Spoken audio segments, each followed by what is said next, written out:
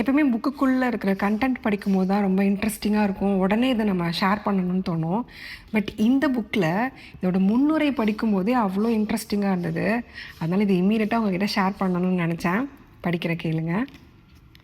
விலங்குகளிலேயே மனிதர்கள் மட்டும்தான் வேலை செய்ய வேண்டியிருக்கிறது.